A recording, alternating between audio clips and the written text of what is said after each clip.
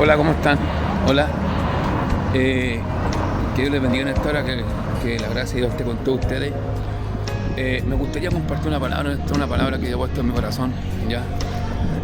Muchas veces como cristianos, muchas veces como personas de fe, ¿ya? Digámoslo así, nos preguntamos muchas veces por qué razón nos ocurren estas cosas, de problemas, dificultades, angustia, dolor, tristeza, ¿ya? Y a veces nos quejamos, a veces lloramos, a veces nosotros, como se dice, no entendemos por qué razón nos acontecen ciertas situaciones, ciertas cosas. Pero a veces es por causa de nuestra desobediencia, ¿ya? Por causa de nuestro pecado, ¿ya? La Biblia dice que el pecado no alcanzará. Un día, tarde o temprano, Dios pondrá las cosas en su lugar, ¿ya? ¿Por qué? Porque la Biblia dice que Él ama, reprende, castiga a todo aquel que recibe por hijo, ¿ya? Y nos preguntamos por qué razón muchas veces vienen todas estas cosas a nuestras vidas. Y hoy estaba meditando, yo meditaba y Dios ponía en mi corazón de que todas estas cosas eran con un propósito. Todas las cosas que aquí te acontecen, todo lo que tú pasas en la vida, son cosas que Dios está preparando para llevarte a un nivel superior, un nivel espiritual mayor del que tú estabas. Porque a veces, como se dice, nos quedamos quietos y no hay fruto en nuestra vida. Muchas veces no tenemos fruto, resultados buenos, a eso me refiero. El viñador, en la uva, dice que la uva es pisoteada para sacar un buen jugo, ¿ya? De uva, o un buen vino, ¿ya? Para que pueda después fermentar y llegar a ser un buen vino, para que sean muchos los que toman y beban de ese vino, ¿ya? Hay vinos que son baratos, hay vinos que son caros, hay vinos que son muy caros, costosos, $1 millón, $2 millones por un vino. Y si tú te das cuenta de eso, son vinos que son procesados, ¿ya? Ahora, Dios tiene el mejor vino para ti. El último vino, en el último momento, Dios traerá un vino a tu vida. Dios te traerá un vino que nunca tú vas a experimentar, un vino que tú nunca lo vas a poder pagar en esta tierra. El gozo del Señor. El vino representa el gozo. Pero quiero volver a esto, a volver a lo del principio, lo que yo hablaba. ¿Por qué razón Dios admite, por qué razón Dios está muchas veces en nuestra vida procesando, está trayendo circunstancias adversas, está trayendo muchas veces cosas en las cuales nosotros nos duelen y nos hacen muchas veces traer dolor, sufrimiento, ¿ya? Me recordaba esto en el libro de Hechos, capítulo 1, versículo 8, dice: y recibiréis poder cuando haya venido sobre vosotros el Espíritu Santo, y me seréis testigos en Jerusalén, en Samaria, en Judea y hasta lo último de la tierra. Ya era una promesa que debía de cumplirse. Escuche bien, esto es tremendo. Era una promesa que Dios y que Jesucristo había dado a sus discípulos. Es tremendo, hermano, es tremendo esto. Yo me gozo porque Dios es un Dios de promesas. Las promesas que Dios ha hecho en tu vida, las promesas que Dios ha puesto en tu corazón, las promesas que Dios ha puesto a través de los años, no pueden ser menor. Bendito sea Dios, no pueden ser, ¿cómo te explico?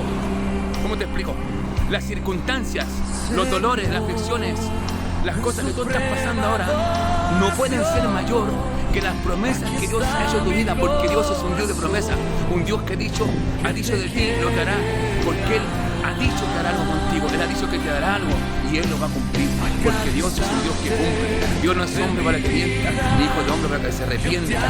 Repito, Dios no es hombre para que mienta, ni hijo de hombre para que se arrepienta. Dios está procesando tu vida. Dios está llevando tu vida a un nivel superior. Dios está llevando tu vida a lugares recónditos, lugares donde Dios nunca pensaste ir.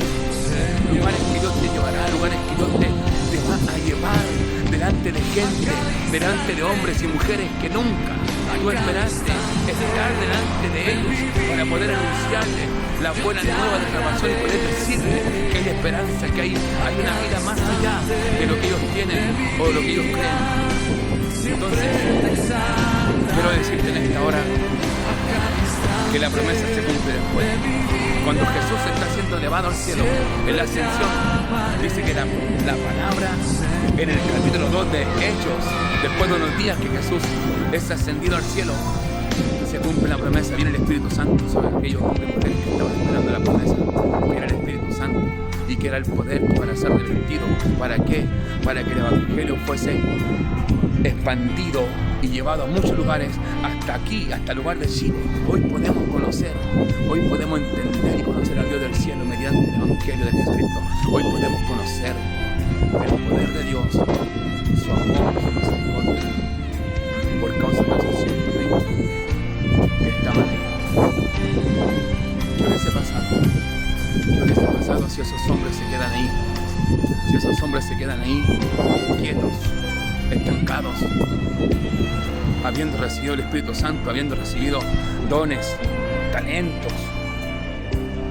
¿Qué hubiese pasado si esos hombres se hubiesen quedado estancados ahí en aquel lugar de aposento alto, con el temor y con el miedo que tenían? Porque estaba en aquel tiempo, dice que la iglesia estaba siendo perseguida, estaba Herodes, estaban todos los hombres de aquel tiempo de renombre estaban persiguiendo a los cristianos, los perseguían y los mataban por causa de aquel Jesús que había estado en la tierra, que había predicado el Evangelio, que había sanado, levantado muertos, paralíticos, había mandado palabras a hombres como el centurión que le dijo: di la palabra solamente y mi siervo sanará, como aquella mujer que hace 12 años estaba con un flujo de sangre que nadie podía hacer nada. Y Dios la había sanado mediante el poder de Jesucristo. Esto es tremendo. Entonces, ¿qué pasa? Dice la palabra que en Jerusalén se levanta una persecución. Y muchos de los que estaban ahí, que habían recibido la promesa, bendito sea Dios, habían recibido el Espíritu Santo, dice que después tuvieron que ir a otras ciudades, algunos a otros países, como el apóstol Pablo. Luego después el apóstol Pablo recibe la palabra, es convertido a Cristo, a Jesucristo, y dice que Pablo, el abortivo, el último de los apóstoles, llegó a lugares muy recónditos como España, Italia, lugares donde Mesopotamia, lugares donde el Evangelio empezó a expandirse por causa del apóstol Pablo, un hombre que perseguía a la iglesia, un hombre que ignoraba el poder de Dios, un hombre que no sabía que Jesucristo era un Dios poderoso. No conocía a Jesucristo, solamente había tenido una religión, solamente el apóstol Pablo había sido puesto o guiado a los pies de un doctor de la ley llamado no me acuerdo de mañana la memoria, pero a los pies de Gamaliel había sido Pablo guiado e instruido, pero no conocía el poder de Dios, no conocía el Espíritu Santo. Escuche, la iglesia empieza a expandirse, la iglesia empieza a recorrer. Y cuando hablo de iglesia, hablo de los hombres, porque usted y yo somos la iglesia. El libro de Corintios dice: vosotros sois templo del Espíritu Santo, porque el Espíritu Santo de Dios habita en vosotros. Entonces, la iglesia empezó a expandirse, el Evangelio empezó a expandirse, la palabra empezó a expandirse por diferentes lugares, por causa de aquella persecución, por causa de aquella muerte que hubo, porque muchos murieron en aquel tiempo. Pero ¿saben qué? Lo que el diablo no sabía, lo que los hombres perseguidores no sabían, que de esas muertes era necesario pasar. Era necesario pasar por aquel momento. Era necesario pasar por la dificultad, por la angustia, por el dolor. Porque mediante eso Dios iba a sacar algo bueno. Dios iba a producir, Dios iba a dar a luz algo sobrenatural, algo poderoso, algo que nadie podía entender cómo era posible que Dios, de una muerte, de una persecución, pudiera expandirse el reino de los cielos. Y ahí llegar al día de hoy, donde estamos en el año 2022, aquí en Temuco, en la ciudad de Temuco de Chile, poder llegar el Evangelio a mucha gente, a muchos hombres y muchas mujeres. Que el Señor te bendiga en esta hora. Me gozo, espero que esta palabra pueda entrar en tu corazón, pueda ser de mucha bendición para tu vida. Dios, de tu adversidad, de tu problema, de tu pecado, de tu aflicción, Dios sacará lo mejor de tu vida para que muchos puedan conocer a este Dios misericordioso, porque dice la Biblia que Él no nos ha pagado conforme a nuestras obras, sino que su misericordia ha prevalecido. Pero sin duda no quedaremos sin castigo, sin duda no quedaremos sin las circunstancias del pecado, pero después de eso vendrá la bonanza. Después de eso Dios empezará a levantar tu vida. Después de eso Dios pondrá palabra en tu boca. Después de eso Dios empezará a hacer milagros en tu familia. Yo no sé cuánto lo creen. Dios empezará a obrar mediante la fe que tú tengas, mediante el acercamiento que tú tengas a Dios. Acércate al Dios del cielo. Dobla tus rodillas. Donde quiera que tú estés. Estás en el campo, hazlo en el campo. Estás en tu casa, hazlo en tu casa. Donde tú estés, Dios estará ahí contigo. Recuerda que Dios dará luz de tu aflicción, de tu problema, de toda circunstancia adversa que tú tengas. Dios empezará a obrar y Dios sacará frutos. Y el reino de los cielos empezará a expandirse a muchas naciones, muchos pueblos, y las promesas que Dios ha dado a tu vida, Él las va a cumplir. No tengas temor, no tengas miedo, porque Dios está contigo. Y con esto termino. El diablo pensaba que lo había hecho todo. El diablo pensaba que mediante la cruz había tratado a Jesucristo al Maestro y que era todo lo que terminaba, que se terminaba todo. El diablo pensó que matando gente, destruyendo a la iglesia, según él, estaba destruyendo la iglesia, estaba persiguiendo a muchos cristianos en aquel tiempo, la iglesia primitiva. Él pensaba que ya todo se culminaba, todo se terminaba, pero ¿sabe qué? Jesús le dijo así cuando fue tentado Jesús en el desierto, según Mateo 4, versículo 1 en adelante. Le dijo: vete, Satanás, porque al Señor tu Dios adorarás y a Él solo servirás. Satanás, el diablo, que el Señor lo reprenda, está al servicio de Dios.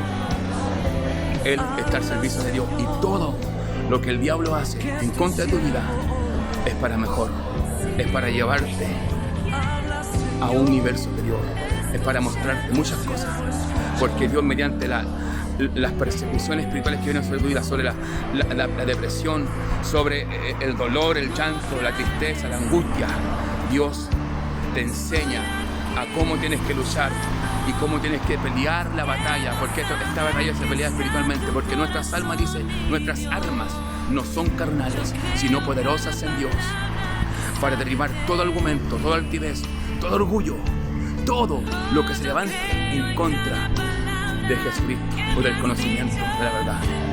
Porque nuestro evangelio está encubierto aún. ¿Por qué? Porque el Dios de este siglo se va al entendimiento de los incrédulos para que no resplandezca la luz del evangelio. Pero hoy podemos tener luz, hoy podemos tener la claridad de lo que Dios está haciendo en nuestra vida. Que Dios te bendiga, un abrazo para ti, un ósculo santo para tu vida, y no te olvides de mí. Ora siempre por mi vida, para que la palabra de Dios corra, para que el evangelio corra aquí en Temuco, donde quiera que yo vaya, poder hablar del evangelio, poder predicar la palabra de Dios, y que muchas gentes puedan conocer a este Dios grande, misericordioso, poderoso, y que tiene muchos propósitos con nuestra vida. Que Dios les bendiga, que Dios les guarde. Más ricas bendiciones para ti. Chao.